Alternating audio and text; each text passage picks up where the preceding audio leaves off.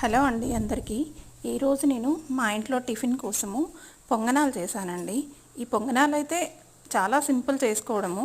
మనకి ఇంట్లో ఎలాగో దోసపిండి ఉంటూనే ఉంటుంది ప్రతి ఒక్కరి ఇంట్లో కూడా. దాంట్లో సన్నగా తరిగిన ఉల్లిపాయలు, పచ్చిమిర్చి అయితే నేను రోట్లో కొంచెం సాల్ట్ వేసి దంచుతానండి.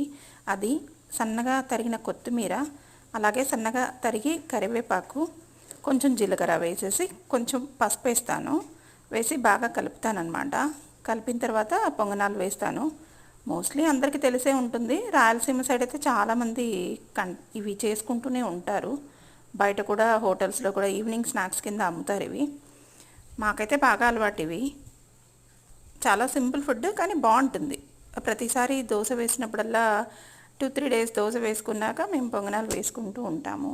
ఇలా ఎంతమంది చేస్తారు? నాకు తెలిసి చాలామంది రాయలసీమ సైడ్, రాయలసీమ బార్డర్ వాళ్ళు చాలామంది ఈ ఫుడ్ తింటారు.